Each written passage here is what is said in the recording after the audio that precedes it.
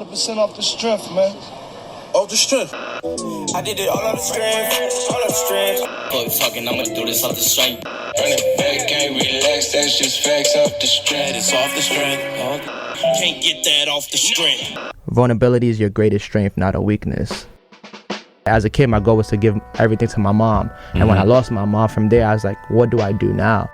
It's so important that we take care of ourselves, and sometimes we don't have the time to because we are operating from the lens of constantly working. Now I'm always asking for help versus I was just trying to do everything by myself, and I knew that it was impossible. Being a father is the greatest gift of life. What's going on, fam? This is KR Jones of the Off the Strength podcast, and I am here to tell you to like, listen, subscribe, and if you're feeling freaky, visit offthestrength.com. That's where you can go and get more information on us. That's where we can link, we can build, we can connect, and let's make this thing work. My bad, that's my lady. Just let her know I'm here. Nah, no doubt. Give her a shout out. You want to put her on the phone right now? Yo, this is... I would. Shout out to Booski. I love you. Yo, we played this game for a long time, man. Those clips right there, that's going to be some solid quality time in the house. You gave a shout out? Oh, my God. He really did that. It took you no time to do, but lives on forever, man. You got to play the game smarter, not harder, bro. That's right. That's right. What's good, everybody? What's good? Welcome back to yet another episode of Off the Strength, where we're giving you the inside look into all things wellness culture. I'm a trainer called Tony, and of course, with me, I have a gentleman of extraordinary league. KR Jones is in the building. That's right, folks. We are back. And ladies and gentlemen, boys and girls, listeners of all type from near and far, you are now in store for a treat. Hey. Brother Jones. What's the word? Why don't you do the good work for me today, my man? Man, we are gathered here today, you know, in honor of sitting down with the legendary Coach J. Now, this brother is a father, a running coach, community leader, and entrepreneur. Come on now. CEO of GFTC Brooklyn. That's Goldfinger Track Club. Come on, let them know. Founded back in 2016. The founder of Black Miles Matter. Okay. Providing movement for black and brown brothers and sisters since 2020. A streetwear fashion icon. Okay. Wow. I seen this brother in a pair of Yeezys. Nike Yeezys. Okay. They dead stock. You was running in those? I don't That's what want you no doing? ticket on them. A diehard sports fan. New York Knicks, to be specific. I sat in a think tank with this brother, and it was for the New York Liberty, but he had to let him know that he was a Knicks fan day one. I respect it. You know what I'm saying? A good music connoisseur. This brother does not take song requests Okay. on his runs. Not at all. A multifaceted marathoner, a pillar in running communities, plural, Yeah. around the world. A true Yorker, Brooklynite to be specific, a man with energy that's undeniable and a presence that's always felt. Man, let's give it up for Coach J, man. Let's make some noise for Coach J one time. One time. Wow, what an intro. Man, brother, thank you for pulling up, man. I told you we was going to get to it when it was time, man, and we finally made it happen, bro. I'm super honored to be here. Thank you guys for having me here. Man, first and foremost, I got to say thank you for leading us and holding us down on that Choose Your Own Adventure run that we did last week now. By the time they hear it's going to be 2 weeks back, but you understand the math on that. Yes. Man, I appreciate you answering the call, man. I appreciate not only how you showed up, but how your community showed up with you. Yeah. You know what I mean? I got a chance to tap in with some of the people where they told me a little bit about some of the purposes behind why y'all was running. You know, honoring different folks inside the path. I don't want to jump in front of it, but I just wanted to say, yo, from my heart to yours, thank you, bro. I really appreciate that. Oh, of course, thank you. I appreciate guys. you anchoring people like that, and I can't wait to share that story with everybody, man. Truly blessed. Blessed. Jay, like I mentioned, bro, we've been in the same circle for a minute, and I think we crossed paths when we needed to, obviously. I know a little bit about your story, but I'm just curious to really just kind of build to how you got to where you are present day. So just take me through the beginning a little bit, man. Talk me through growing up in Brooklyn and how that transformed your day-to-day existence. Yeah, so I'm born and raised in Brooklyn, New York, Bushwick, Ridgewood to be exact. Okay. 1512 Decatur Street. Shout out to D-Block, Decatur Street. You know, single mom, raising 2 boys. Have an older brother. We're 9 years apart. Grew up at the lowest, 2-bedroom apartment, railroad style. Didn't have my own room until probably 23 in my life.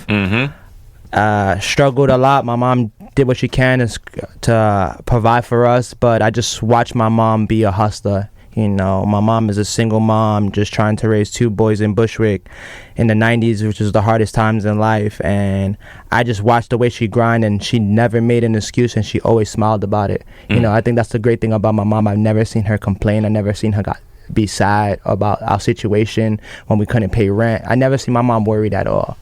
And when I watched and admired her as a kid, I just never knew that I didn't have anything until I went to school, when I realized how I had very little. Watching everyone wear different clothes, have Jordans, have certain sneakers, and I'm over here with whatever I could afford that's rotated from my older brother, or, you know, my mom going to the flea market and just getting me a whole bunch of stuff from the thrift store, and that's kind of what I was wearing at the time. But I never knew that I didn't have anything, or I wasn't privileged at all, until I went to schools in Ridgewood, because my mom didn't want me to go to school in Bushwick with the kids I was growing up with. She wanted me to see something different. So that was the benefit of living on the borderline. But just kind of from there, I just knew that I wanted to do more. My always goal was to be successful, that way I could take care of my mom and take care of my community, because where we grew up at on Decatur Street, there was only 3 apartment buildings, no trees, and a whole bunch of factories throughout our whole block, and there was nothing else there. But what I did growing up, I kind of always brought sports to my block, whether it was, you know, garbage can basketball, to getting a crate, to having one of the principals from 384 donate an actual hoop to our block and tie it to a factory top to make basketball tournaments between Darkside Bushwick. That's what they called at the time when you passed Knickerbocker. And we kind of merged that, bridge of the gap where it was beef. Now we all coming together because of sports. And I've always made my block exciting. We used to play football, manhunt. Yeah. You know, I had the one-way street, you know, and like I said, it was only 3 apartment buildings. And from there, I just knew I had a gift. You know, my brother Lance would always say, like, Jerry, your gift is bringing people together. Like, you always had that gift, but also you know how to lead. Every time you was leading something, people would follow. He's like, I admire that about you. And I didn't know that. He told me that throughout different stages of my life. I kind of never saw it until like an adult, when I realized, man, the things that I was doing as a kid is translating to what I'm doing as an adult. Like, everything that I try to activate, people follow with me. So from there, I just knew that I had a purpose, but it was just trying to figure it out throughout the times and tribulations that I went through. And then when my mom passed away in high school, that really put everything to perspective. I saw how cruel the world is, that the world doesn't stop when you're in pain. When you're grieving, no one's going to give you a hug. You got to step up. The world doesn't stop because you're hurting. And from there, when I had that sense of reality, I just knew that I had to push forward, that there was no time to really sorrow. It was all about stepping up and really go after everything, because as a kid, my goal was to give everything to my mom. And when I lost my mom, from there, I was like, what do I do now? So I had to kind of start to find this new passion and love to give, you know, I said for my mom, my community, right? So my goal now is then to prioritize my community, but also prioritize myself. And that's why I'm very big when it comes to mental health for the Black and brown people, is because I've seen everything that we grew up through in Decatur Street. So that's kind of been my mission, my purpose since, and it's just translated to everything I do. I kind of always have that as the first mindset with everything comes into life. Man, first and foremost, bro, that's a powerful life mission that you've been on. To start that in high school is a world of awakening. Everybody gets to that chapter in their life having to deal with loss in some way, shape, or form, but to get to it so early has to alter where your path is going to go, has to alter how you look at the world, and makes you grow up a little bit faster, I'd imagine. Yeah. And when you're doing all of that, is who's around to help you architect, like, where you going to see yourself going forward, or like what's the roles? I know mom is the purpose, but like who else is around helping that fabric come together? You know, I lean a lot. I used to do everything by myself, you know, just because I live such in a fast pace that I don't have patience to wait for help. Yeah. Like, if I have an idea or a vision, I want to execute it right away. Understood. But I had to learn to step back and utilize the people around me. So my brother Troy, who helps me with a lot of my business endeavors, is to do and give back, whether it's doing stuff for the West Indian community, like what Soka made me run. And my girl, super supportive, helps me with a lot. Like, it's just behind the scenes stuff, just helping me with my captions, creating flyers, helping me be more organized, helping me with my invoices. Stella, Kelly, just really leaning on a lot of amazing people around me and utilizing them to my best ability. Like, now I'm always asking for help versus I was just trying to do everything by myself, and I knew that it was impossible. So all the creative people around me, Shane, Kadon, there's just a list. There's just a small tight circle, but I get it. Those phenomenal people that really just helped me out I ask tremendously. because it's important to speak power to them as well, you know. And I know that in that story, there's again a big void that opens up, and now you're putting extra pieces together. When you're putting yourself back together, you get a chance to kind of reformulate where you want to go, right? And you get a chance to understand and grapple with some stuff again early in life that I could already see how it plays out in other chapters. And yeah, powerful share, man. Again, condolences for you know everything that you had to go through. I'm listening to the neighborhoods that you're laying out, and I laugh because dog, I've been in and around Bed-Stuy my whole life, right? I've been trying to understand. Are you a Queens dude or are you a Brooklyn dude? I'm a Brooklyn. Because you right on the border. No. So, no. All right. So this is how I say. I just want to know. I don't have any issue. I just want to understand. I was born in Woodhull Hospital. Okay. That's Flushing, right? Yep, so I was about to say. That's Brooklyn, right? Yeah, J no and the debate. Z line. And then my mom, right when I was born, I used to live on Decatur because I lived on the borderline between Ridgewood and Bushwick. I know exactly what you're talking So about. as soon as I was born, maybe that month afterwards, they moved right across the street to Ridgewood. Okay. So then my zip code changed. Well, not my zip code, but now it technically was Queens, but Bushwick was literally across the street. So anything literally just going this way, it was across the street. And then my dad lived in Bed-Stuy, and I used to visit my dad every weekend. Yeah. So Bed-Stuy was traditionally our second home, and then I moved to Bed-Stuy when my mom passed away. So I feel you, man. I asked again specifically because all of my school shopping has been right where that 38 bus goes, and there's literally a line. You go across Bushwick. You in Queens now, fam. Yeah, in Queens. As soon as you move back, You cross the street. Yeah. I was in Cookies. They was buying all this stuff. I'm telling you, I laughed because it was like, yo, fam, I know Conway, the neighborhood that you're talking about. I never understood which side of the street this was. Yeah, to explain it to these days, because now my son lives with his mom in Ridgewood. So when I have to explain that to a lot of people, they don't understand the whole trajectory of the crossing over. Like, what part is Brooklyn, what part is Queens? Yeah. So and it plays out in how, at least at the time frame that you're talking about, it plays out in how you carry yourself all throughout that whole course, right? Yeah. So I've had family all over the place my whole life throughout that space too. I've been in Queens, I've been in Brooklyn, I've been in Long Island, I've been all the rest of that stuff. We all are so similar and so quick to be like, we not them. It's like you talking about them right across the street. We not them though. Don't push it. Nah, that's that across the street madness. We ain't doing it. You know? But beautiful nonetheless, brother. I just wanted to look at that tapestry and say, yo, I feel the fabric of what you're laying out for us because I've literally shopped in those same stores. Wow. I've literally eaten at those same little spaces right up and down over there, and again had the same conversations. Like, yo, where you from though, dog? Like, but where you from though? It's so wild that we go through these things and it's so parallel, you know? But I think the part that connects it is what Jerry spoke about earlier, as far as like having that hub in a neighborhood. Like, you get a basketball goal in a neighborhood, like it's a wrap.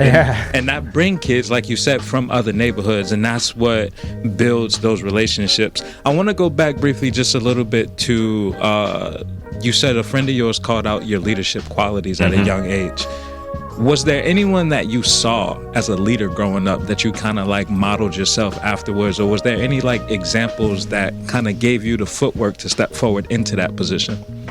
Growing up, honestly, it was more so everybody I saw on TV. You know, it was very fictional, but I watched how they led, and that's kind of where my blueprint, you know, when I'm thinking about, you know, just the roles and characters they play, like Will Smith or Jay-Z was such a huge influence in my life.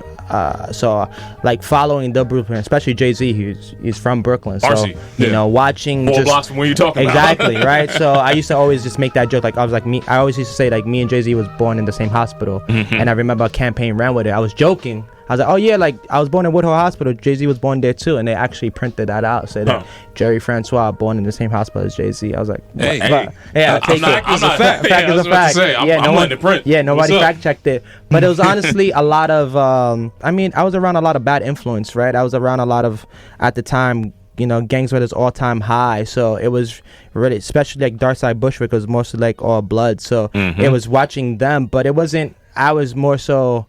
I watched their leadership skills because I was like, man, their way to command a crowd, like when they step in a room, everybody follows and attend. But it was more so just the imagination of everybody I saw on TV, and I idolized a little bit more, just because I was like, man, I don't want to be them. I want to be them. And I'm watching how they run a record label, or how they play a great role in a fictional, non-fictional movie show. And I was like, man, that's kind of the path I want to get to. You know, I want to get out of here so I can go over here, so I can bring everybody with me the way how they brought their people. You know, how Jay-Z brought Memphis Bleak, how Will keeps jazz. You know, that's what I want to do. I'm gonna take Greg, Phil, Caleb. Y'all all coming with me, right? We're gonna be rap, you know. And I did everything that I saw. We try to be rappers. We try to get a record deal. That failed. It's like we're trying to be hoop stars. That failed. But it was all what I saw on TV that had me inspired by their leadership skills, either if it was fictional or not. Yeah. What's the first thing that you've tried with that mindset that took you out of the neighborhood? Honestly, it was probably running. You know, running up being the biggest outlet of my life, and I wish I found it sooner, but running found me. You know, when I was 17 years old in high school, once my mom passed away, all I did was run. I ran away from my problems. I was running from Social Security. I was running from conversations. I was running from the landlord who was trying to evict us. All I just kept doing was running, and then it wound up leading me to, I was a dancer in high school a lot. We all know, true New Yorkers know, I used to get light a lot. Okay. And I created a whole thing in my school called Get Light or Go to Class, which is what I would do is like I'll record everybody getting light in the hallway, cutting class, or break into classrooms and just dance on the desk, right? That's what I used to do. But then running one day took me to the hallway after school and watching them run through the halls, and I was like, what is this going on? I thought they were doing what I was doing, like trying to find a classroom to make videos, but they were really doing the sport. And when I saw that, I just asked about it, and it was like a track team, and I was like, why would a track team run in the hallway? I was like, that don't make sense. It was like, oh, we can't run in the track because it's cold. I was like, oh, okay, makes sense. Public school kind of shit. I've right? seen that. But anyway, being so interested to see what that's about, I just saw a lot of doors start slowly opening for me. I started running in the right direction as opposed to running against the directions I was trying to avoid. And from there, I was kind of envisioning already a lot of things to come. You know, I used to say me running on the track was me running closer to my mom, because I would see her at the finish line, and I really felt it. Every time I would run, it's like the sounds is off. I'm like running to the heaven gates, and my mom is just like opening her hands and just welcoming me in, and I just wanted to run towards her, and I was like, I gotta run faster, because I can only get closer to her if I run faster. And then from there, I just saw it. I was like, if that's what I see from running now, I can imagine where it's gonna take me from there. You know, that's why I said I was never gonna stop running there. I was like, I just knew that I was gonna be more. Because my coach used to tell me, man, if you didn't do tennis, you didn't do bowling, waste your time, I could have got you to D1. You would have been running for Syracuse on track. In the hood, you don't ever hear nothing about track and field, right? We ran because we was playing freeze tag, you know, all these kind of games that had you running and being aggressive on towards that, but no one's really bringing you to a track and testing your speed. Yeah. So hearing that at 17, I was like, man, did I waste my potential in life?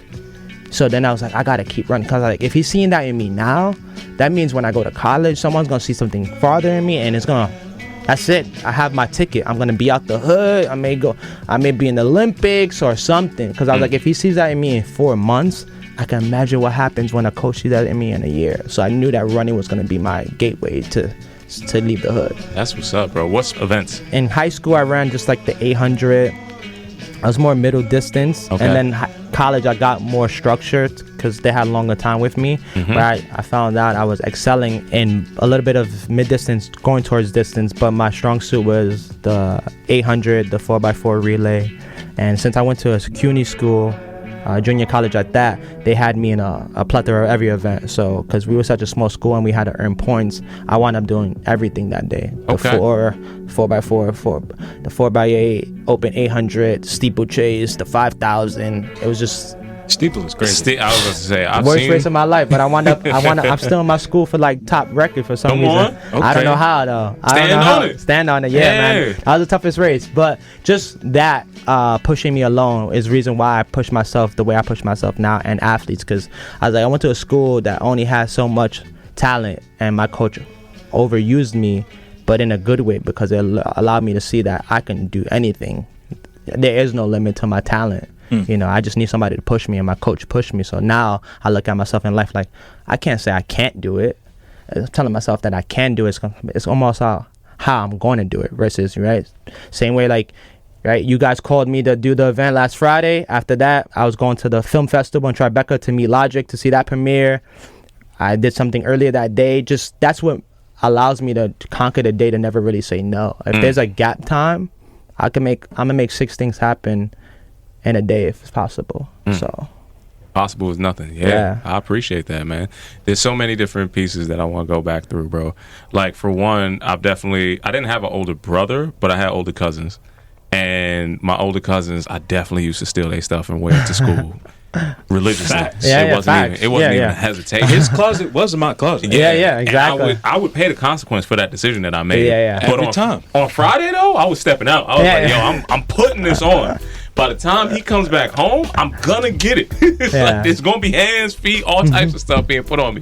But again, looking back and seeing, what we had, what we shared, all the different things, I wouldn't trade that for anything. You know what I mean? Because that's the fabric, and those are the pieces of what I got from that same community. That's like, we're all in this together. We're all gonna keep working to figure some piece out, right? I do have a high level of just appreciation for how you're taking on different events even inside of your chosen sport throughout that course, right? People don't understand how radically different. They're just like, oh, you're a runner. This is like, no, the function and the mechanics and a lot of the stuff that you just said, not the same. They're not even closely related skills. It's like, wait a minute. Okay, so you're going to be jumping over hurdles.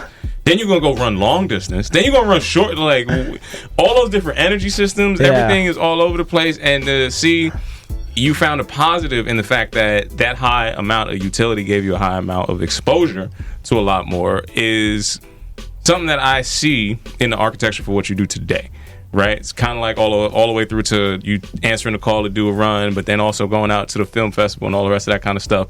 When you're seeing you have such a wide variety of options to make, how do you choose the stuff that you want to do for you? I always do things that have purpose. If it doesn't serve purpose for me, then I won't do it. That's why I'm not tied to things that just pay or things that's not pay. It has to make sense. If it doesn't make sense and doesn't align with my lifestyle, who I am, or any purpose behind it, then I won't do it. So I get emails every day about a whole bunch of kind of things they want to activate, use my likeness. And now that I've been in this space for almost 10 years now, I've grown the confidence to always know to say no.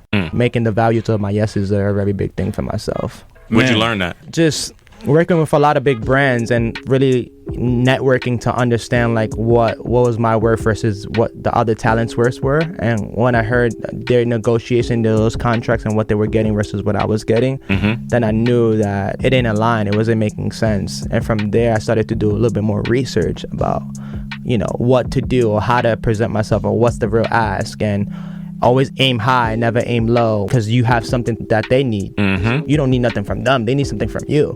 So once I started seeing that, operating my mind that way, and then I was like, oh, I could say no anytime and I'm okay.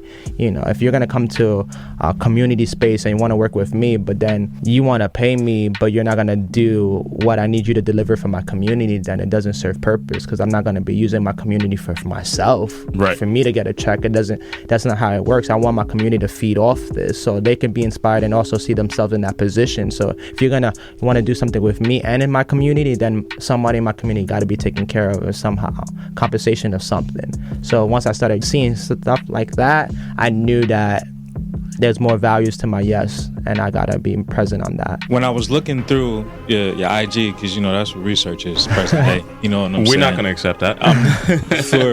For interview's sake, for doing the deep dive, I was really just looking at the stuff that you posted in the past. Like you just mentioned, you've been doing it for 10 years plus. Like I've seen the photos of the concerts, the artists you were going to the Terminal 23 hooping there. Like rest in peace to Terminal 23, right? My question is, I've seen you have a lot of brand exposure, like big brand stuff between I ain't gonna go through the whole name list, but it's been a lot within this decade. What is your current view of the running landscape now that it's blossomed and, kind of ballooned to where we are present day? running is mainstream now, and there's always pros and cons when running becomes mainstream. You know, we're top of the top when it comes to categories. It's streamers and then run clubs, right? So, because that's what people pay attention to the most now, right? It's in those acts, and that's why everybody wants to get involved. And it's a blessing, you know. We've worked so hard to be seen, good or bad, but we've done a lot of great things, and we've never really got highlighted for it. But now it's being highlighted in this Grand Slam, and I love it. You know, it's a phenomenal. But however, when you do so now, it starts to create more negative into the spaces where a lot of things start to blur the lines. People are not doing it for the good sake anymore. People are doing it just to be seen, as opposed to genuinely doing it because of the passion or purpose behind it, or the mission, whether it was to get more people of color to come together, or whether it was to change communities about their health and wellness. A lot of people do it now for all personal gain now. So now it kind of got oversaturated, where I just kind of stepped away in a bit, where I kind of just focus more on my club. Because our mission is way different than a lot of people, and I just felt that in the space now it doesn't feel as genuine anymore, and it's sad sometimes when I look at it. I'm just like, man, this space used to be so beautiful. I felt safe, happy, excited to see people. Now I'm in my own mental bubble, and I'm like, I pick and choose where I want to go, but it's just not the same anymore. Just people gain so much value from other brands, and they just kind of code switch to what they were following, versus now whatever the brand is asking, they follow what the brand follows now. So why do you think that is? I think a lot of people go through identity crisis. You know, I think a lot of people before running were never known, they were never popular. Okay. They were the ones that got picked on, and now that they are, you know, run leaders, they're at the highest now. You know, 10 years ago, they probably was last name that people knew in the cubicle that they worked at. Now they're a household name. Everybody knows you now, and it gets to their head. It's because you never experienced that. Like, wow, everybody knows me now. So you're on a high horse now. So and you become cocky, you become a little bit more arrogant. You just never been in that position before now. So I think a lot of people don't know themselves outside of running. And you see how you look back at my life, right, that 10 years ago, I've always been me. Forever. Facts. Right. I've in every space that I've been before running, I was always me. I was always very stylish. I was always energetic. I was always athletic. I always knew my identity outside of running, and I knew how to never let it just be running for me, right? I never wanted to forget that. That's why I was like, I don't want a running Instagram. I didn't want to change my name to Jerry Runs NYC. And no disrespect to anybody who does that, but that's not who I am. I'm not just a runner. I'm just not just a running coach. I'm King Parker Gold because that is my alias of the things that I like, the style, the aesthetic.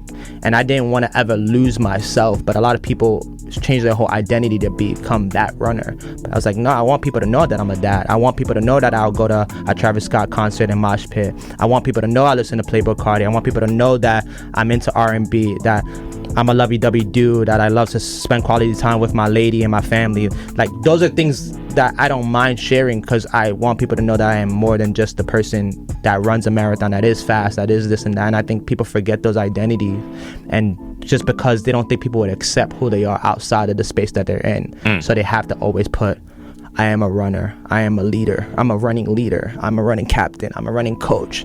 And I think for me, it's like, no, I'm Jerry Ernesto Parker Francois, the first, the only, and continue to grow into my legacy, to my baby boy Jax. It's a lot easier to live in that line than try to live in somebody else's lane too. Yeah.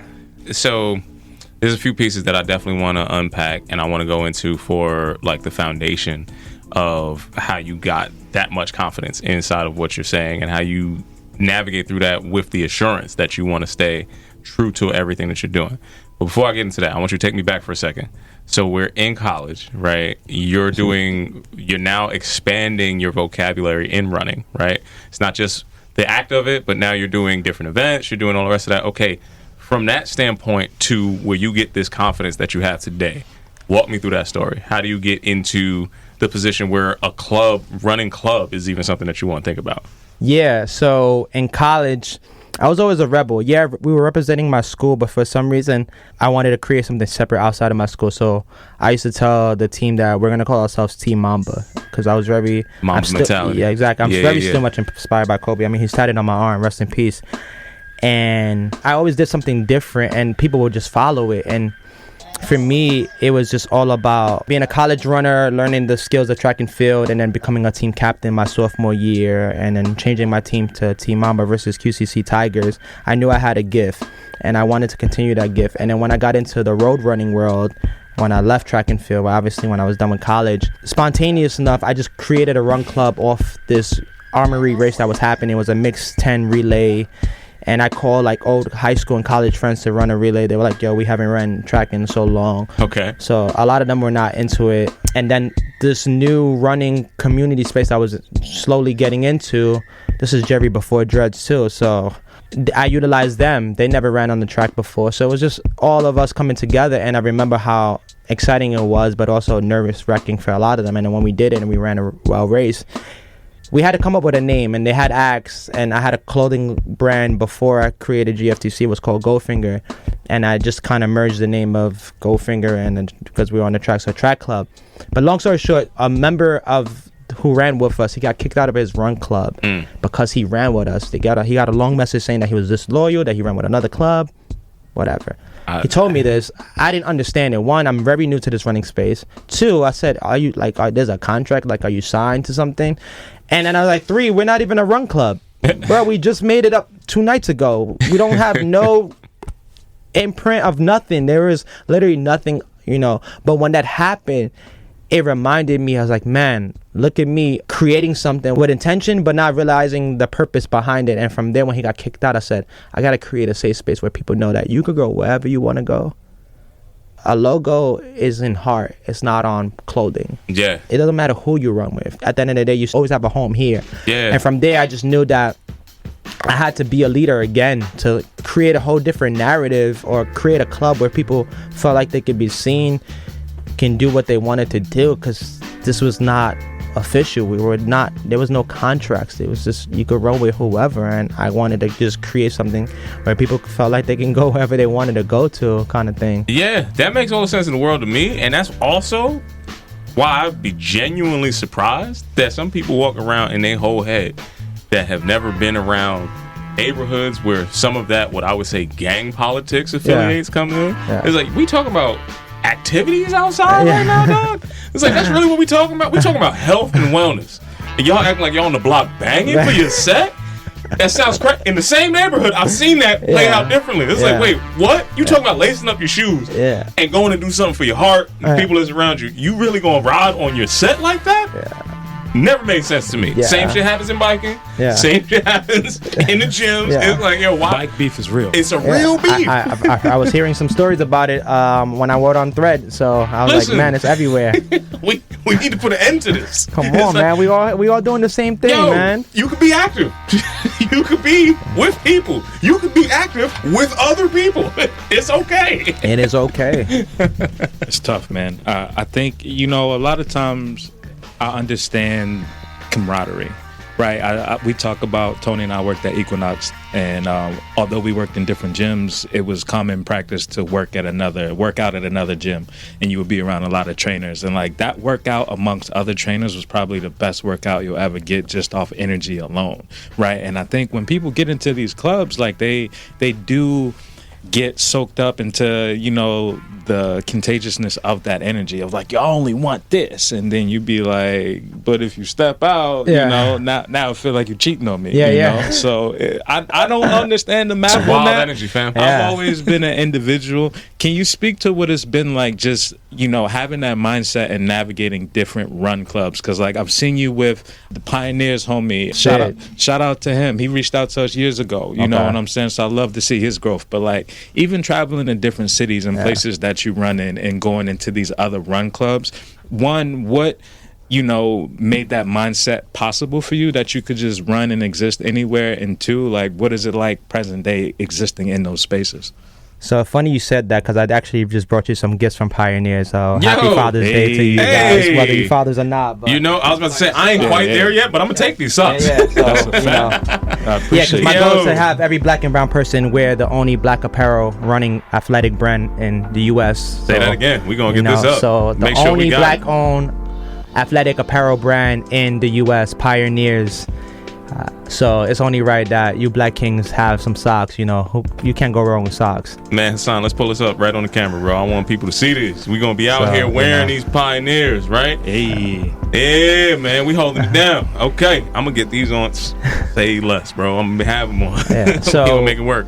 Back to your question, you know, with me, I took a different route. My run club is different than other run clubs. I knew we were passionate about community, but I was like, we were driven by performance.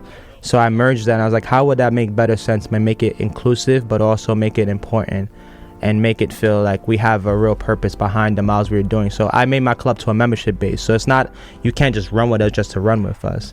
You know, you have to pay a membership fee for the year to run with us. We host one community run a week, and then not once in a while, maybe every month, we'll do a collaboration with a black and brown business around any borough, and then now we'll make that public. But the whole point was, I wanted to know who was around me, and I wanted to know that they know that I'm going to take them seriously. If you have a real running goal, we're going to focus on that. We were going to do things that were tied to community, casual runs, easy runs. But if you were driven to perform, to say you want to have your personal best in these different distances, you want to get better, you want to get faster, you want to get stronger, you want accountability, I can only give that to you if you commit to a membership.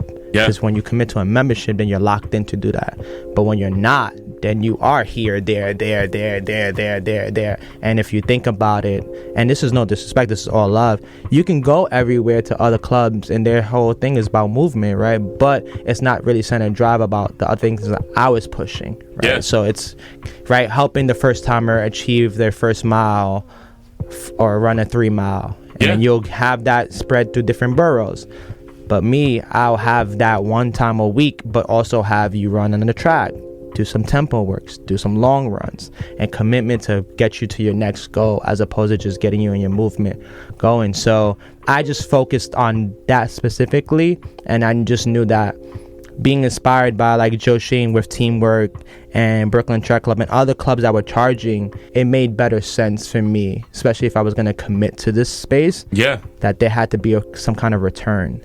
And I wanted to do this forever. You know, I fell in love with creating a run club. We were the biggest run club at the time in Brooklyn during the pandemic, because we were the only ones. You know, I transitioned from my solidarity runs to bringing back community runs, but I was giving so much, and I was a newly dad, and it didn't make sense at the time to my son's mom that I was committing so much to all these runs, and it wasn't my job. I wasn't getting paid, you know. So I needed to make sense, you know, so that way at the time when we were together, I have a reason to say I gotta go XYZ, as opposed to just saying, oh yeah, I'm gonna go lead a run at 6 a.m. in the morning and let you stay with Jax because I gotta lead this workout or this and that, you know. Now she knew at that time that, hey, this is my job, so I'm obligated to do these things, to give 3 or 4 sessions a week, because they are paying for a service. Yeah. So I think that's what I did different. You know, I took that route, and I'm slowly seeing other clubs do the same thing. It's just, to me, it's just, I know it's so cool now because a lot of brands love it. Numbers look great. But for me, I have social anxiety. I don't like big run clubs. I don't like being around people I don't know. I don't like being around fake energy. I don't want too many people. My anxiety is at an all-time high. And I know I'm someone who's very active, very social, but I like to know my space. Yeah. So being around that does not make me feel cool, or it's just bad, where I just shut down, where I can't even interact. It's just overwhelming. And to me, I didn't want that. I was like, I wanted something smaller, more intimate, because then I know everybody's name. I remember one person one time told me that they had those big crews, and it was like, I can't tell you 5 people's name from that club. I was like, for me, I can tell you about everything that's going on in 20 of the people in my life, because I know them. I see them often, and I see the same faces all the time. And I wanted that. I didn't want a bigger club to see this 20 new faces, and trying to get to know them. And be honest, I'm not going to remember every single conversation, every single person. And I think everybody has a different mission what works for them, and kudos to that. But for me, I just saw that I needed to make a different approach because I had a different agenda. I also hear the strength and conditioning in that agenda. Yeah. Like, I think a lot of people who don't have the sports specific component to that, it's foreign to them because they never trained for a goal. Yeah. To me, that makes all the sense in the world. But a lot of people, kind of like you were saying before, they might have never been on the team. Yeah. Just because you think that you understand what that means. It's like, Yeah. it's not like walking. It's not like this. It's like just because you have the ability doesn't mean that you have the aptitude to execute this at the level that we're talking about, right? Yeah. But a lot of people, because running is serial / discrete in a lot of other activities, people just automatically make that association. It's like, no, that's not the same thing. Nah. When you look at it on the Olympic track, it don't look the same. It's like you running to get the bus versus that person running out of the blocks. Yeah. Not the same running. We call it the same thing. Yeah. Whole host of a different situation going on, right? Talk to me about your coaches that help kind of shape your foundations in the stuff that you see yourself doing today. My high school coach, rest in peace, Coach Damien, who just passed away the day after my birthday last year. Condolences, you know, bro. he was my first ever running coach, and I watched how he command the room when he came in. Always a jokester, but very stern and very serious. I watched him, and then I had Coach O, who to this day, he's like, honestly, he's probably been the biggest father figure of my life. Him and Ozzy in college, just the way they took care of me, you know, on the track and off the track, which is they didn't have to. And that's what really showed me what a real coach is, when you do more than the service on the field. Taking care of somebody off the field, that's a choice. And when they took care of me the way they did, when I had nothing, I mean nothing in college, they took care of me. And to this day, I owe them a great deal of everything, you know, because they really believed in me, and it was more than just my skills. So coaches like them, and then Coach Joe Shane, who's kind of like a big brother to me that I admire from teamwork and how he orchestrates his club. And for me, I think it's my aura. Okay. I think I come into a room and everybody's just like, oh, like, yo, he's different. Mm-hmm. He coming with, because he don't come in with the running clothes. He comes in the Yeezy 2s first. He's coming with, you're right? It's like, oh, he's coming in with the grills. Mm-hmm. He's not coming like that's my coach. Like, you know, it's one of those things, because it's like, man, he comes in with a healthy smile, this aura, and then he just switches. And you see how when I say something, right, I'm a jokester, but when I say something, people listen. Like, they laugh, but they know, like, oh, he's serious, because it's true. If I say, hey, everyone, I'm going to play music, what I like is what you like, so no request, 106 in Park. They laugh, but they know no one ever, at any time, no one's ever asking me, because once I play the first song, they're like, oh yeah, he right, he know the vibe, he okay, all right, he gonna mix it up, all right, he gonna play a little bit of this, a little bit of that. Okay. And I think it's all about just my aura. I just know that when I come into a room, I'm 100% me, and I come with a lot of confidence. And it's a lot of confidence I build up, because I didn't have that confidence as a kid at all. It was until my young adulthood when I said, I got nothing to lose. I already lost my mother. So what am I afraid of at this point in my life? I was like, I walk alone in this world now. I was like, my mom was everything in me and family. You know, I had my older brother, but, you know, with my mom passing away, that kind of drifted, and I was never really close to my dad and his side of the family. So being a loner made me stronger. So I knew from there, what I learned being alone taught me how to have others around me and how to be strong and have people follow me. And I think that's what it was. It was me being alone for a long time in my life to really give me that confidence, because there was no more fear. I didn't have fear. I used to have stage fright. They used to call me Harlem Shake in college, because I used to just shake my hands like this. Kaden would tell you, and I had to read speeches like this in college. And it just rapidly turned around in 2014 when I was like, what am I afraid of? I'm just a kid from Brooklyn, you know? So from there, I just kind of just said, I got to come with confidence. Like, I got to know that I'm that guy every single time. And once I knew that I was that guy, I just got to have to show that all the time. I love that you walk with that, and I also understand how important that is to template at an early age. How does that show up in your interactions or the lessons that you teach your son? Man, where do I start? Jax, I love that kid so much. Being a father is the greatest gift of life. Okay. Man, there was no fear of being a dad. I was just super excited because now I get to have family. And I just remember, I've always talked to my son as he was my age. I always talked to him clearly. I spoke high volume, and I've always taught him lessons, even if he didn't understand it or not. Because I just wanted him to always know that it's okay to make mistakes. It's okay to be yourself. It's okay to have fun. And every day when I talk to my son, I let him learn that it's okay to be a kid. That, his mom is a little bit more strict than I am. One got to be the good cop, bad cop. I'm not saying she's bad at all. She's a great mom. Yep. Shout out to my son's mom. But that's why I always brought my son around, because I wanted him to always see what his dad does. Yeah. So he could be inspired to know, like, my dad didn't choose to be working a 9-to-5. My dad went to go chase his dreams and lead these beautiful activations with different run groups or different restaurants of hospitality. He's creating Black Lives Matter on ESPN. My son was on ESPN at 1 in 2021.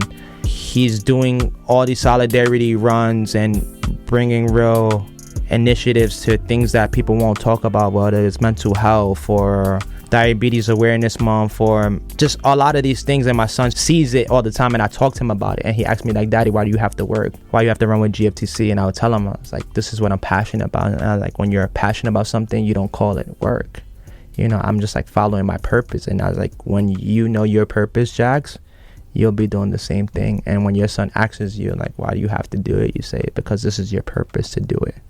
So that's why I kind of tell my son all the time. So shout out to my baby boy, Jax. I love you. At this point in life and in your career, your passion, so to speak, what does success look like? Man, I think about it all the time. What success looks like is that I can finally step away from the city that I love the most and really focus more on family and ownership in terms of like properties in another state, and still have the business operate the way it needs to operate in New York, but also expand it in different cities.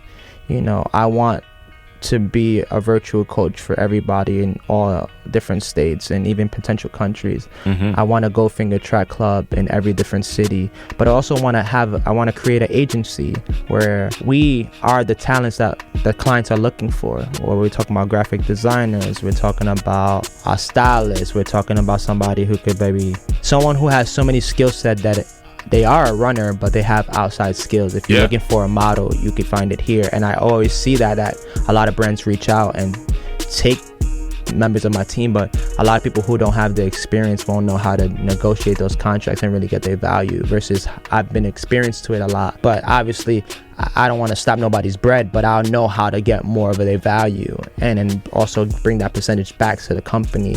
So I really want to expand the brand Goldfinger and do multiple things. I would love to bring back the clothing line that started it. I love my sense of fashion and just the aesthetic. I want to be able to, create fashion shows for, New York Fashion Week. I still have this vision of what I want to do, blurring the line, especially that now running is hitting Paris Fashion Week, and a lot of brands are tapping in. That's always been my vision. I've always wanted to mix it. That's why I worked for Pioneers, and I was a creative director for almost 2 years, because I found something I'm truly passionate about, and it was a Black-owned business. I was like, oh, it's starting from the ground up. I have the opportunity to do a lot of great things, and I did a lot of great things with Pioneers. So success for me is, I don't want to ever be in one box, but also I don't want to ever be in one state either. Okay. I want to be able to move to another state, buy a home in Houston so my son can have space, and but my potential step kid or have another child, because I love family and I don't come from a big family, so I want that. That's my legacy more than anything. So, but I want to be able to know that my business is doing good in different states, so I don't have to be so comfortable and stay in Brooklyn for so long. New York is expensive as hell, man. Dog, you ain't said a lie yet. It's like, listen, especially when you're talking about having multiples of children. Exactly. I need the arbitrage effect, man. We use that in the other spaces in life. You know what I'm saying? We see some of the people that are locked in the finance world be like, I'll diversify my portfolio. Why can't you diversify your fitness portfolio, bro? Exactly. I feel like you should be able to get it however you need to get it, man. Yeah. If you got the aptitude, again, to be able to put all of this different stuff together for somebody else, you should have the ability to keep that value and retain that value so you could be able to transfer that to your little ones and maybe even future little ones as you're talking through that, man. Yeah. Makes all the sense in the world, man. You know, you want to be able to give the people that are in your lineage the things that you might not have had the ability to have growing up, right? Now, that in the lens of mental health is something that I hear is important to you. Yeah. Could you anchor me in defining what mental health means to you and talk to me a little bit about how that shows up in your life? Man, mental health. Whew. Honestly, I think it's a space that we just need more of, you know, to express ourselves than suppress ourselves.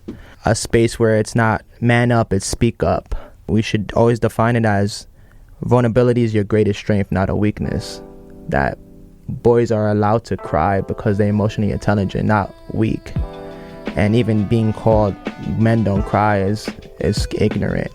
But we need to have more spaces where mental health is always a top priority, whether it's implemented in corporate America a little bit more for, you know, mental health days, or because it's so important that we take care of ourselves, and sometimes we don't have the time to because we are operating from the lens of constantly working or entrepreneur constantly hustling, and there's never really any time. So to me, it's very important because my mental health determines a lot of the things that I do. If my mental health if I'm not well, that I'm not okay really means I'm not okay. That means I'm not okay to do this job. I'm not okay to be a boyfriend at the time. I'm not okay to be a dad at the time.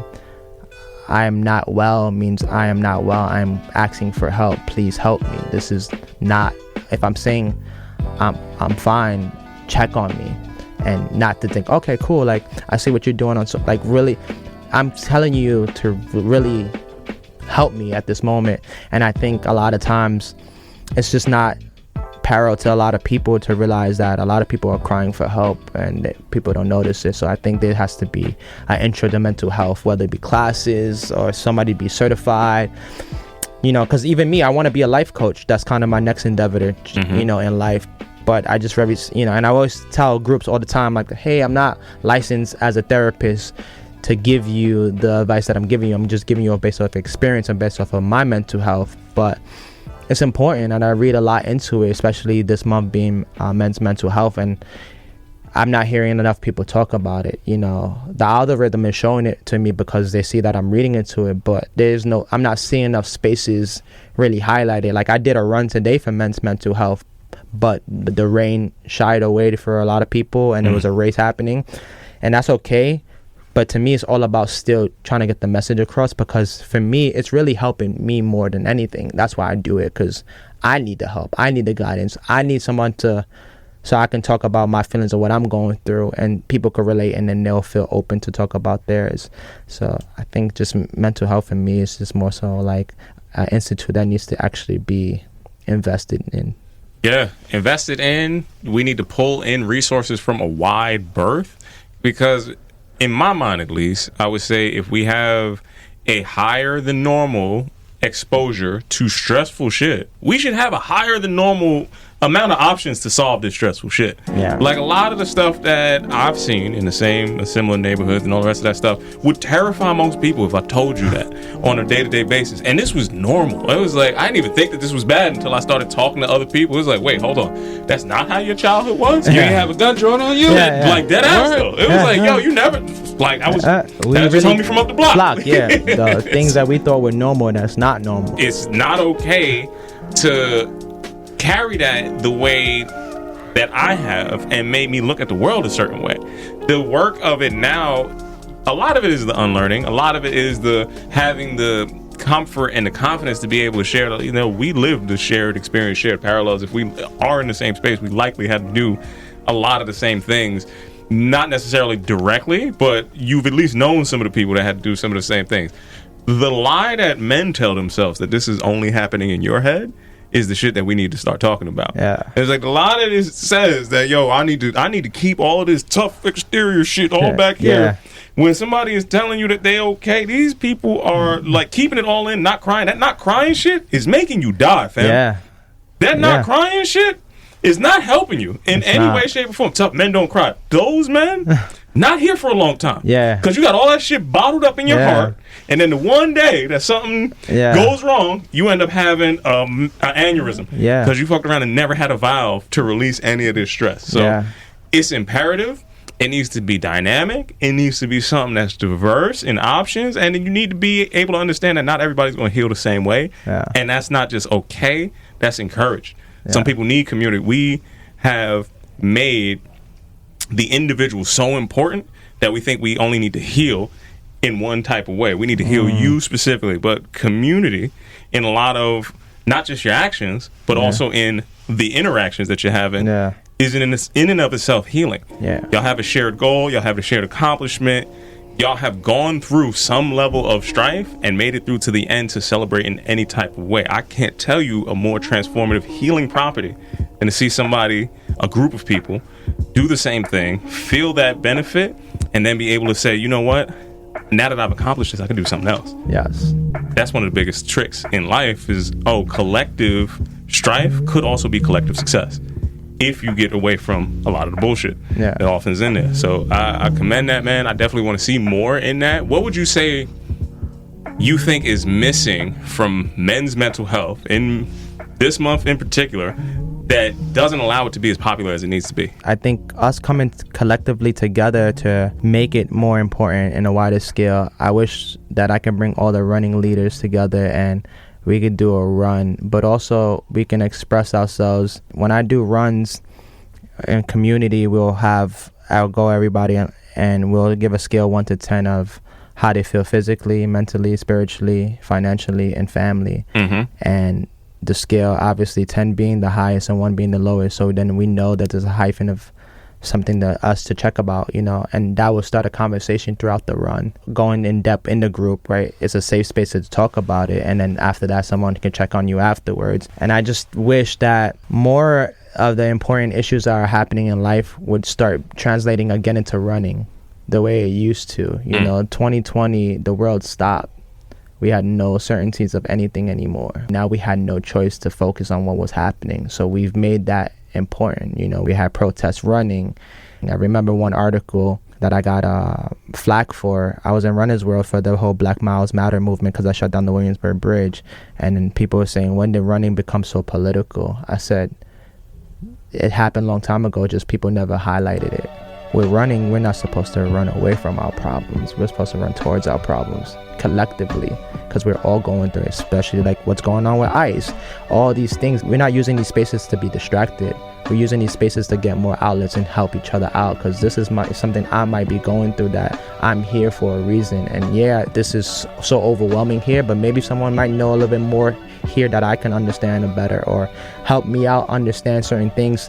That's why I have solidarity runs. That's why I have the Juneteenth run that's happening next week, because these are still very much important things to me, and I know it's very important things to my community that we still do this, right? That's why I had my men's mental health run. That's why I'm working with the layout tomorrow to do a Father's Day run.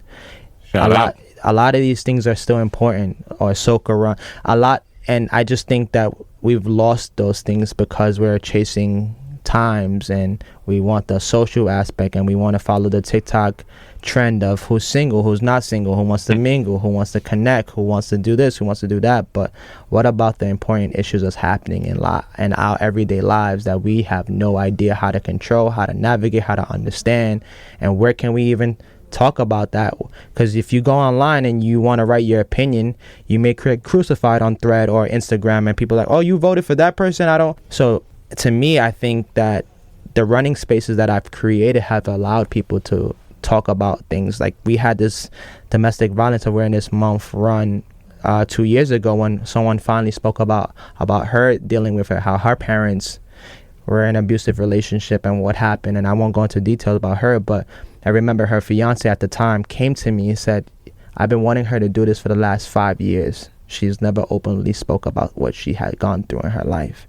He told me, thank you for creating this space. And it was things like that I would get those thank yous for, because I was changing a lot of people's lives during the pandemic that had no certainties. They lost their jobs. So to me, I said, I will never forget 2020. It's always been that.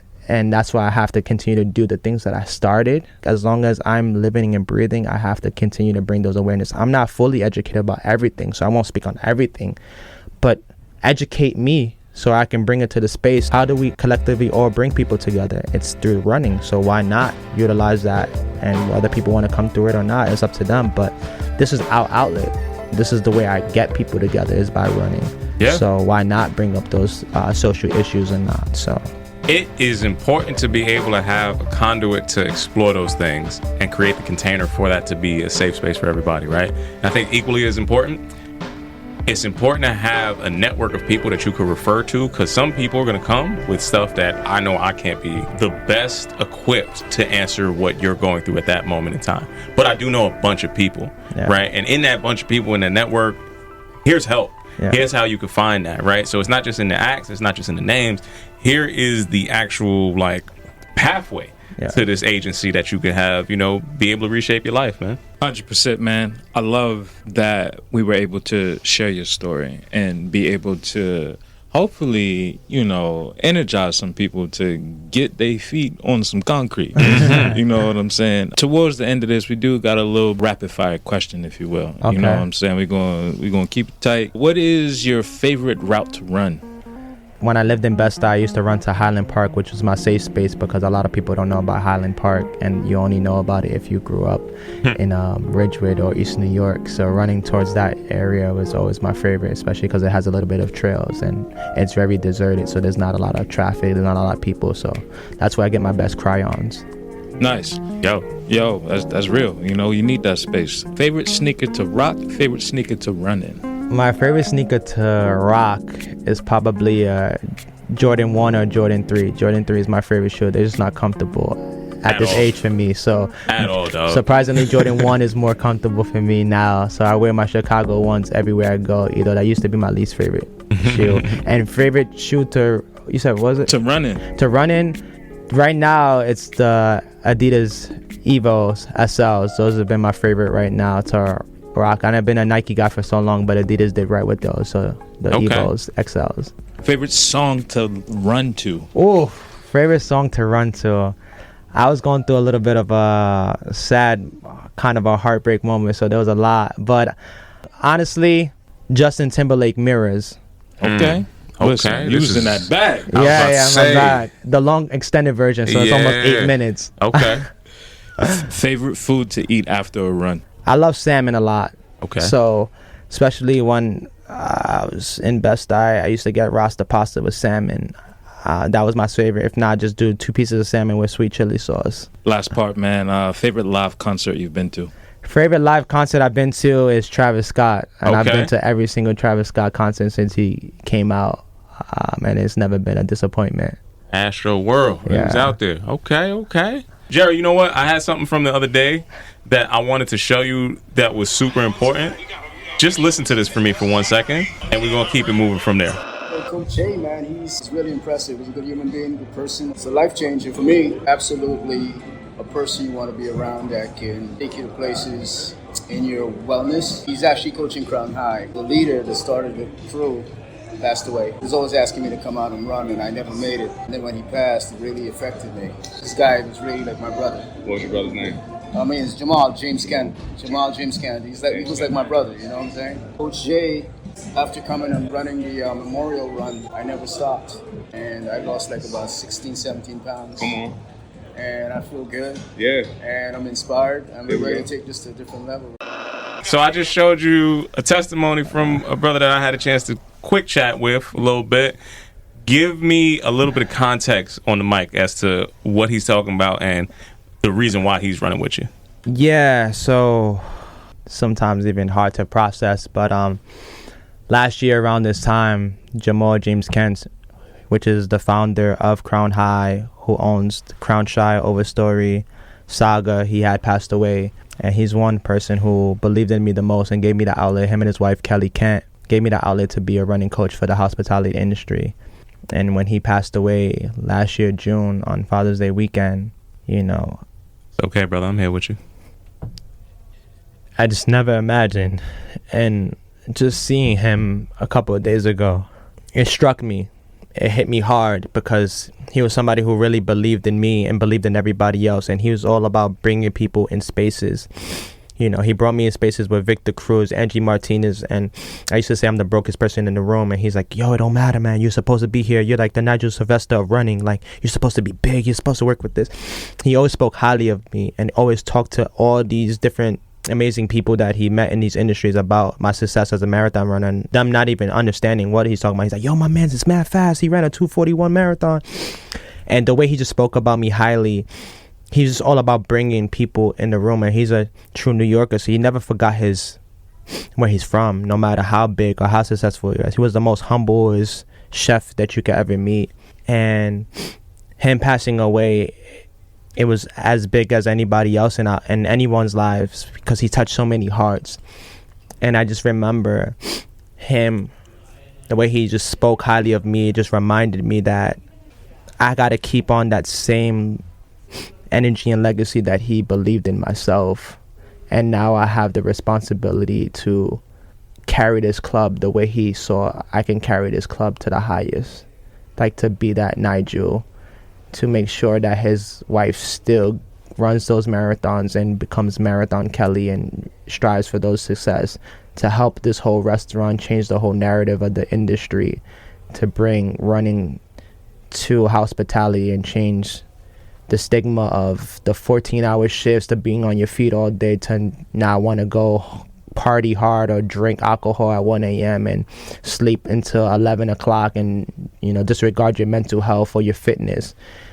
Keep that vision that he believed in, because he believed in this club. So for me, it was all about bringing this club to the highest. So I made sure that I needed to be Coach J, and that Jay needed to stand for not just Jerry, it had to be Jamal, that I was speaking with Jamal when I spoke to that club. And every single day since that I come in there, I never miss a Monday, and I tell people we never miss a Monday, we still go, because Jamal would want us to continue to keep going. The same way his business is going to operate, this is part of his business right here. So meeting someone like Dre, you know, and a lot of people, Tayson, Lisa, a lot of people who were not even a part of the restaurant but knew Jamal in some kind of shape or form, they really counted on this club, and it's really changed their life, and it showed them different perspectives and different outlets, and it helped their creativity. You know, Dre has phenomenal artwork, and a lot of people have done phenomenal things even at their age, to think that they won't be able to do the things they're doing. Now they're achieving half marathons, ultras, and so on. So Jamal believed in me, he believed in us, and I had to just continue to carry what he believed in. So I just put the weight of the crown always on me for them. Man. And in hearing Dre speak with the reverence that he spoke with throughout that, I felt like I had to stop him and be like, hold on, I need you to hear this. Because you're not trying, you're doing that. And the people who are following that, they already see that, man. Yeah. It's commendable. It's something that I want you to hear, that people appreciate it at that same level.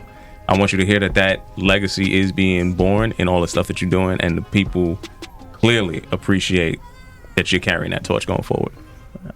I'm just grateful to have the blessing opportunities from all my angels above to do the things that I'm doing, and I'm living my purpose. It's a hell of a purpose too, bro. Thank you. Hell of a purpose, hell of a man. Like, on some real shit, bro. Thank you, man. I appreciate you for doing that. Yeah, for sure. The people feel it. They love you for it. And I just wanted you to get those flowers directly. The first conversation that I was having with Dre before we got into the art and all the rest of that stuff, he's like, "No, you need to understand." Like, he was gonna roll on me. He was like, "Yo, Coach J, don't fuck around with Coach J. He's out here doing some real shit." I'm like, "All right, say less. Let's sit down." He's like, "No, he's gonna be where it's at." So when your people are stopping me, I'm running around like a crazy person. He was like, "Make sure you treat my man right." And I was like, "All right, we're not even gonna go any further. Tell me why." Yeah. I just wanted to bridge that gap together to understand, like, the fullness of the story that you're talking about, man. You're working with your passion, you're working with your purpose, and you are doing everything that you can do to change the outcomes that you already are gonna make happen, man. That's fucking fly, bro. Thank you, man. Appreciate real it. shit. Yeah, man, this is, you know, what we like to do here at Off the Strength, in the sense of tell the stories like your own, but really highlight and celebrate the people that are moving community, the people that are doing the work. Like Off the Strength was built on sweat equity, right? That name, for real. We put in reps, right? And we've met so many people along this way and along this journey. As the sun sets and the night falls, the last question is, what could you give our community, our Off the Strength community, some advice off the strength to put their best foot forward in whatever it is that they want to pursue in life? Yeah, my advice to the community is lead with heart, not ego. You know, that's your ego is what's going to stop you from ever achieving the goals you want to achieve. So if you lead with heart, you'll be able to expand on a lot of things. And also I would tell people that don't be afraid to fail. You're going to fail 100 times before you actually succeed. And failure teaches you a lot more than your success will. So once you fail a couple of times, you'll understand. And when you get to that success platform, you'll really understand like why I got here. So really that way. So don't lead with ego, lead with heart. Man, I'm leading with heart for the rest of my troops and for everything else that goes along there, man. And part of our mission is not just to uplift, it's to amplify, right? That's part of my purpose. Yeah. I'm going to be the person who's also going to be in there probably early to the party, but hey, man, I'm going to make sure that everybody needs to get inside there. Kind of like I need you to plug all the stuff that we got going on next week, okay? Yeah. So I want you to look straight into your lens, right? You're going to give me the full rundown of all the stuff that you got going on. The people need to understand how they're going to tap in with you, where they need to pull up, how they join in the mission, all right, where they need to sign up, okay? I want everything that you got right here. Coach Jay, let's go ahead and lay it out for me, man. All right, first, right now, I'm curating this Your Barbecue Volume 4 that I give back to my neighborhood. It's super low-key that we don't post it on social media. We only post it on close friends and personal invite because every invite is intentional. That's happening today. Rain or Sunshine, 6 to 11 with my brother Lance and Phil. Also, I'm working with the layout, doing the first ever 5K run with the marching dads that are happening. So shout out to Troy, my business partner, who tapped me in. So I'll be leading the run on Father's Day with the layout. GFTC has 3 to 4 sessions a week promoting health and wellness, but also performance driven. So you could come run with us on the track at Boys and Girls on Wednesday. We're about to work with Life Wellness and Best Eye to bring back community runs in July. We have long runs on Saturday. Every Monday morning, if you're free, if you're off and you're available, we have our runs. We're Crown High Run Club at 9 a.m. So you're more than welcome to run with us as the intro of running, especially if you're those who have the availability, come join us. And then Juneteenth, the 5th annual Black Miles Matter run that I'm curating at the place that we love the most is Crown High. So shout out to Crown High for giving me the opportunity, the space to lead it. So we're doing the 5th anniversary. So if you're not off, talk to your boss about it, because it's a federal holiday. You should all be off, especially a person of color. And there's no other Juneteenth run happening in New York. So that means nowhere else to go. Before you go, turn up, because this is early morning. All the parties, Prospect Park, Lit Nick, all those close friends, all that things all happen in the night, but in the daytime we're gonna sweat, we're gonna move in solidarity, and we have a lot to talk about, especially if we're marching right now for ICE. More importantly, to come to the congregation right now with all of us and be solidarity and talk about it, because we're still not free, and we won't be free until we put the, know what I mean? So come run with me, come run with GFTC, Black Miles Matter 5th year anniversary. And I got a plethora of a lot of events. We got the Black Mile happening in the fall, you know, for us, by us. Follow Pace Runs. They got the Juneteenth 5K happening June 21st. Continue to support black and brown businesses all across around. And just follow me, King Parker Gold 2001. Follow GFTC Brooklyn. I always follow back. I always answer DMs. I always answer emails, because I am a person of the people, and the people love me, and I love the people. Peace, love, and prosperity. GFTC. Rest in peace, Alex, Jamal, Austin Strong. Yeah, I love y'all. Jax, Booski. I'm dropping the mic on that one, man. He left the booth hot. He came in there. Let him know to do it. And I loved every aspect of it, man. He did it. How far are we running on Juneteenth, bro? Juneteenth, we're gonna have an option of 3 miles or 5 miles. So it's up to you and how you're feeling. Less, my brother. Say that before I make the commitment. I need to know who all gonna be there and how far we going. All right, come on. I've been led straight. Yeah, I have. The hoodwink, bamboozle. You could bike too. You could bike Say too. Even less. Bikers are welcome too.